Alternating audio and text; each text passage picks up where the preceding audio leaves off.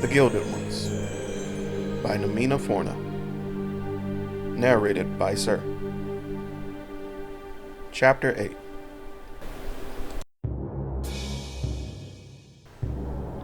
Once all the girls are back in line, everything is as it was.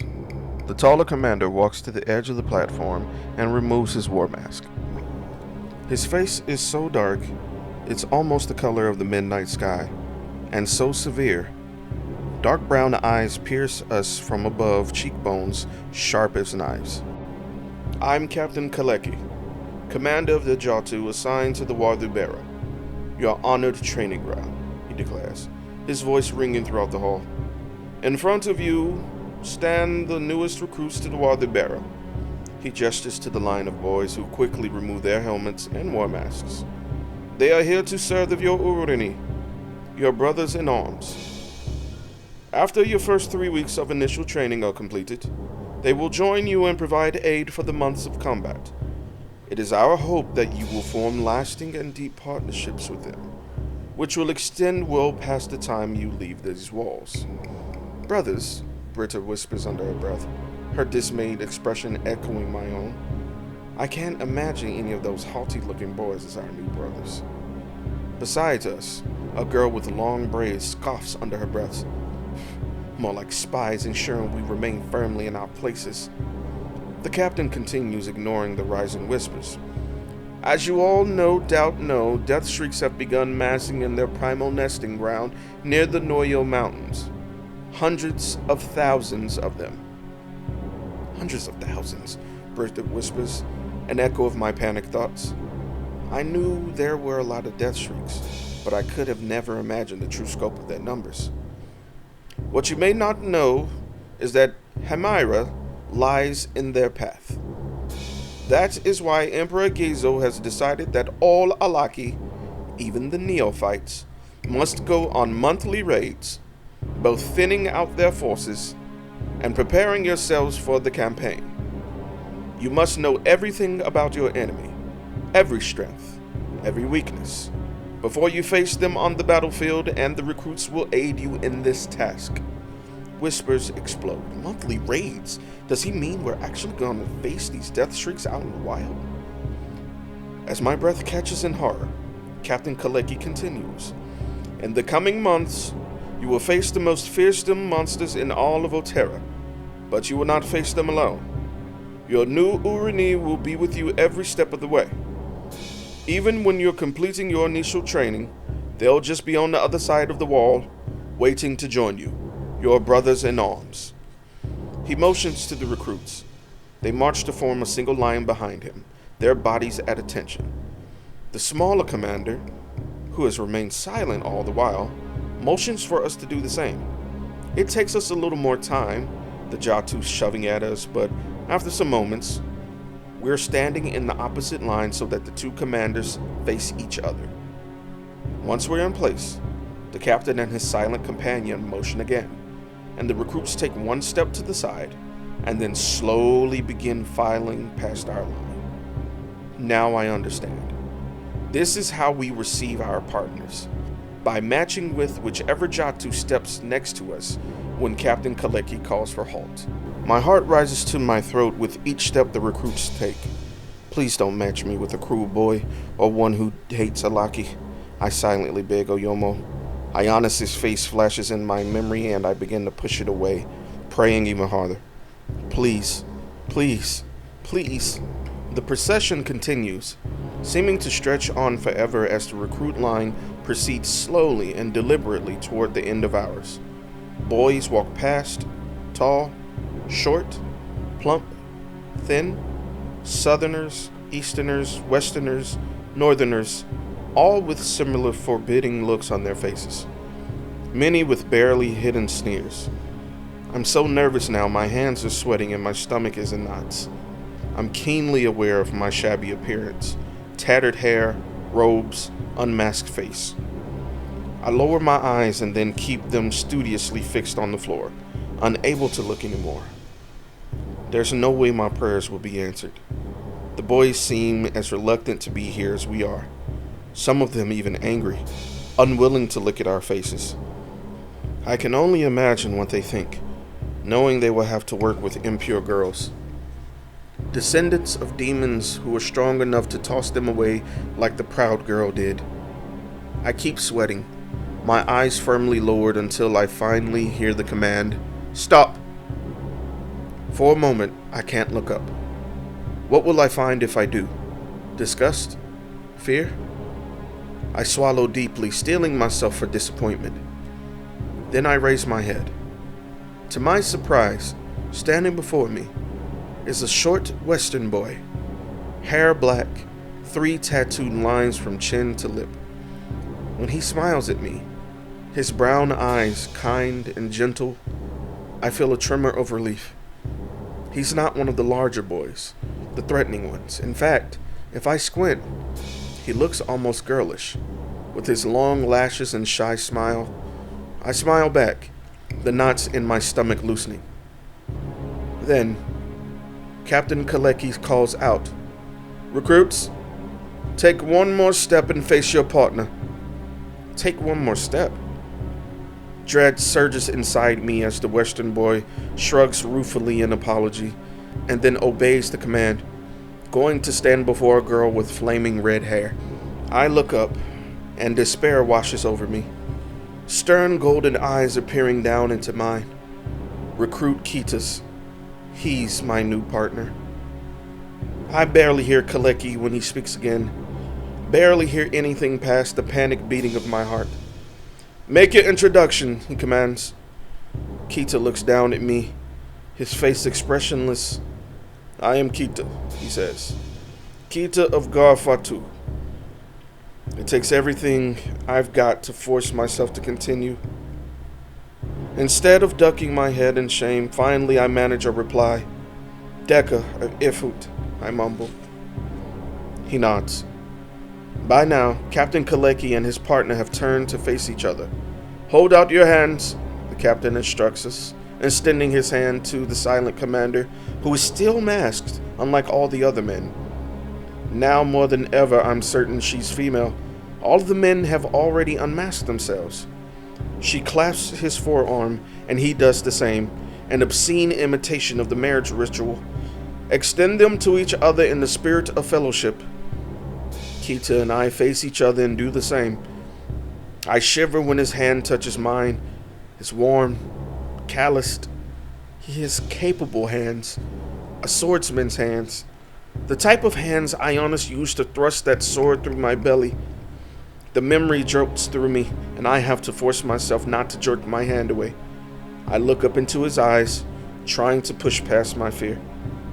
But his eyes slide away, a cold expression shuddering his face. Kita's grasp on my arm loosens.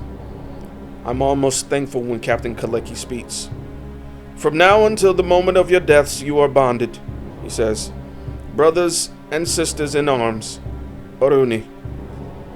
The words send a shiver down my spine.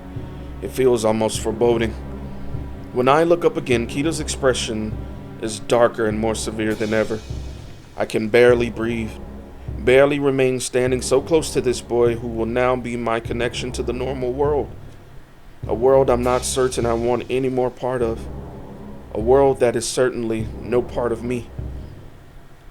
"Well met, Kita," I say, forcing myself to push my discomfort away. He nods brusquely back. "Well met, Deka of Ifut," he replies. Then he lets go of my hand. With that, the ceremony is at end. The boys file out of the end of the hall, the commanders following behind them, and the transporters file back in. It all happens so fast I barely noticed the 2 yellow-robed officials take their places on the empty platform. Barely notice as we line up once more, this time before the platforms. Now the actual intake begins. Girls walk up to the officials, who examine them and inscribe their details into scrolls with the help of brown-robed assistants, now scurrying to and fro like ants. The girl at the front of my line, a frail, sickly-looking southerner, sobs quietly while the assistants poke and prod her, loudly calling out her details. Height, 5 hands, 3 knots. Severely malnourished. Primary indications of scurvy. A frown knots inside my brow. Malnourished? How is it that this girl is malnourished and I'm not after all those weeks asleep in the ship? Unnatural. The word whispers in my head again, banishing all thoughts of Kita and the cold way he stared down at me. I ignore my whispering fears, try to think of other reasons why there are differences between me and the girl. Perhaps some unlucky are sicklier than others, and some, like me, are just naturally healthier. There are so many potential explanations. The girl's transporter, a stocky bearded man, raises loud objections when he's given only half a bag of gold as payment. "I was promised 60 otas a girl. 60, he sputters. The assistant replies loud and implacable. "That one is sickly and ill-fed. You were warned not to maltreat the Emperor's property." The Emperor's property. Disgust sweeps over me at the words. I thought we were supposed to be soldiers. By now, all the transporters have made their way to the middle of the chamber, except for White Hands. Not that I'm surprised she isn't here. I don't think that she really needs the gold they're doling out for the transporter's services. Our journey seemed more of an amusement for her than anything else. Not for the first time, I wonder who exactly she is and why she would embark on such a journey for what seemed like the sport of it. As I turn the question over in my mind, a horrible burnt smell wafts past my nostrils. Desperate screams following just behind it. I whirl around towards the sound, muscles strung tight. There's an assistant dipping a red-haired girl's hands into an urn of what looks like liquid gold. The cursed gold. Our own blood. My mouth sours. Vomit surges up, but I swallow it down. I glance at the girl who's now weeping uncontrollably as she stares at her hands. They've been gilded. Gold from now to fingertip to elbow. It's almost like she's already dead, halfway into a gilded sleep. The thought forces little rivulets of sweat down my back as the line advances again. The gilding won't hurt, I tell myself encouragingly. It'll only sting a little bit, just a tiny bit, but I know that's not true. That burnt smell is intensifying now, fresher and more visceral than the smell that sometimes plagues my memories. There's something about that cursed gold in that urn, something about the way it's being prepared, that causes it to stick to Alaki's skin. More screams rise, and darkness edges my vision. I'm near the jumping out of my skin, my entire body on edge now. "Dekka, breathe. Dekka." Britta's voice comes as if from far away. Soft arms encircle me. Safety. Warmth. "I'm here, Dekka," her voice whispers. "You're safe with me. Safe." Safe. It takes some moments, but finally, I take a ragged breath and manage to nod. "I'm fine," I croak. I swallow back my nausea and straighten just in time to get a glimpse of the assistant gild the girl in front of me. When she removes her hands, the gold now gleams on her skin. My hands tremble. It's my turn next. The Eastern official sitting above me is pale and intimidating in the dim light. "Step forward, child," he beckons, adjusting his spectacles in an imperious manner. Once I do so, he turns to his assistant. "Name?" he asks the assistant. "Dekka Vifut," the assistant dutifully reads out. "Are you here of your own free will?" the official asks. "Yes," I whisper. Across the chamber, another girl screams as both her hands are dipped in the urn. The smell of burning flesh rises, and with it, my fear. "Louder."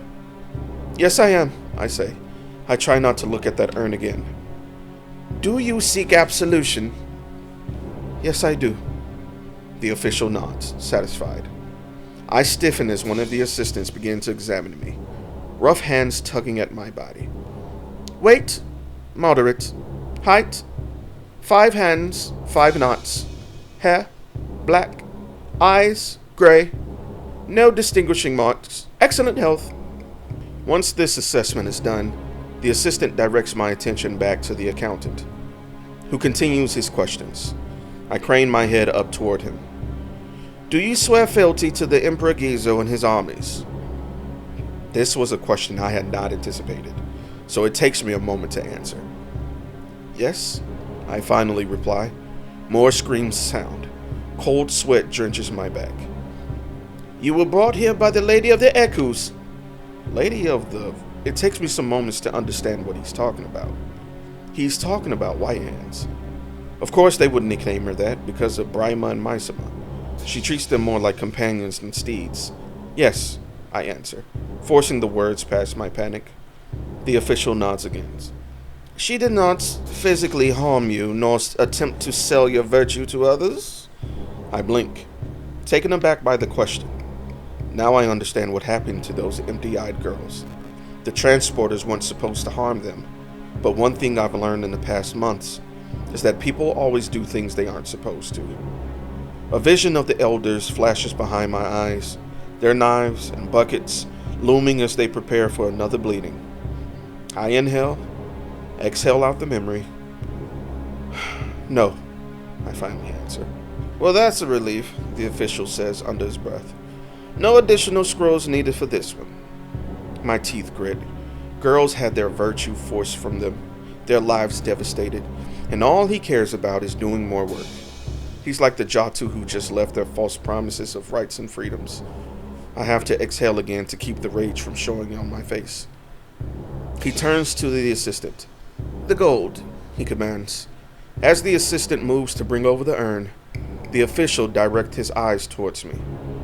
This gold has been specially formulated to mark you as the Emperor's property.